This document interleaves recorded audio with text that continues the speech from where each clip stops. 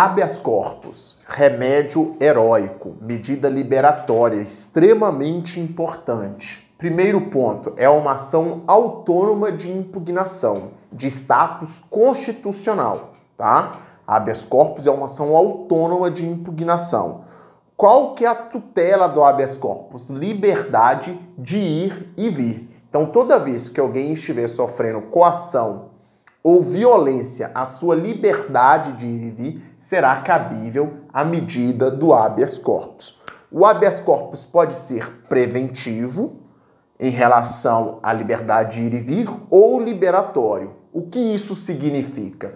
Habeas corpus preventivo é aquela pessoa que está na iminência, ou seja, ainda não está sofrendo uma violência, um abuso em relação à sua liberdade de ir, mas está na iminência de sofrer. Então será um habeas corpus preventivo, para que se evite exatamente essa violência, essa coação. Nós falamos que no habeas corpus preventivo vai se pedir o quê? Um salvo-conduto, ou seja, para que a pessoa não venha efetivamente sofrer a violência à sua liberdade de ir e vir. Por outro lado, o habeas corpus preventivo é aquele que a pessoa já está sofrendo, já está com uma coação à sua liberdade de ir e vir. Então aqui nós pedimos um alvará, ou seja, a pessoa já está presa. Então se a pessoa já está presa, a gente precisa de impetrar um habeas corpus e, como pedido, um alvará de soltura. Diferente do preventivo, a pessoa ainda não está presa, ainda não tem uma decisão que decretou a prisão, por exemplo. Às vezes a pessoa está foragida, mas já tem a decisão. Aí vai ser habeas corpus liberatório. Mas se ainda não tem uma decisão, mas está na iminência de ter a decisão, está na iminência de sofrer uma liberdade de ir e vir, habeas corpus preventivo com o pedido de salvo-conduto.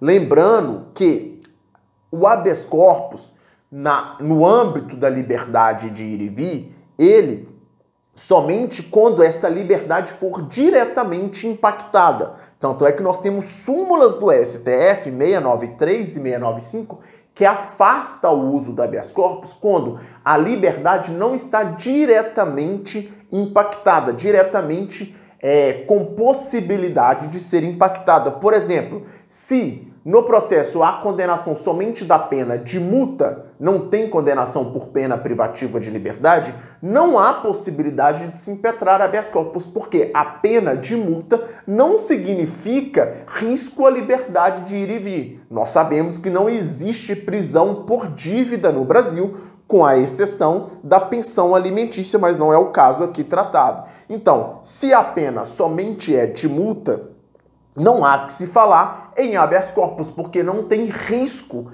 à liberdade de ir e vir. E a súmula 695 fala, se já estiver extinta a punibilidade, também não se pode impetrar habeas corpus, porque extinta a punibilidade não tem a menor possibilidade da liberdade de ir e vir ser cerceada. Então, a liberdade de ir e vir precisa ser diretamente impactada ou com possibilidade de ser impactada.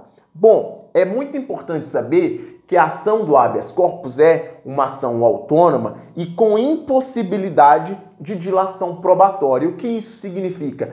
A prova precisa estar pré-constituída, não se pede durante o trâmite do habeas corpus a produção de provas, deve-se apresentar os documentos, né, que alega que faz jus à liberdade de ir e vir, por que está havendo uma violação. Então precisa, tudo está já pré-constituído, não tem dilação, não tem uma produção, uma análise minuciosa das provas.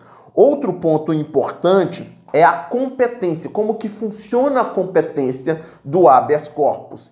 Bom, vai se indicar a autoridade coatora.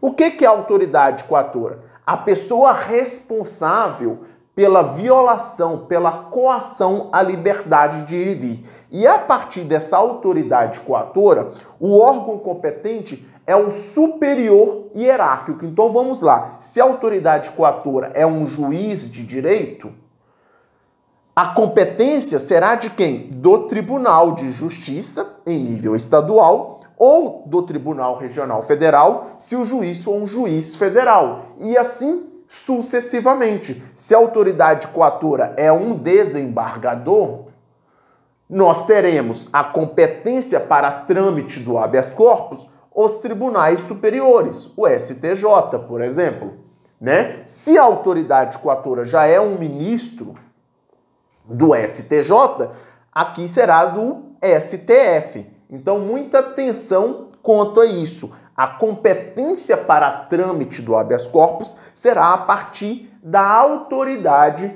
coatora. Um outro aspecto importante do habeas corpus que precisamos de falar, que não é uma peça exclusiva de advogado. Qualquer pessoa do povo pode impetrar habeas corpus. Não é algo restrito ao advogado inscrito na OAB. O habeas corpus pode ser impetrado pelo próprio paciente. O paciente é aquela pessoa que está sofrendo a liberdade de ir e vir. Não precisa de ser impetrado por um profissional do direito, embora é importante porque é uma peça técnica. Mas qualquer pessoa pode se impetrar o habeas corpus. Por isso que é comum aquelas frases de impetrou habeas corpus num papel de pão, porque é algo que pode ser feito por qualquer pessoa. Beleza? Assim nós vimos essa importante medida liberatória, esse remédio heróico do habeas corpus.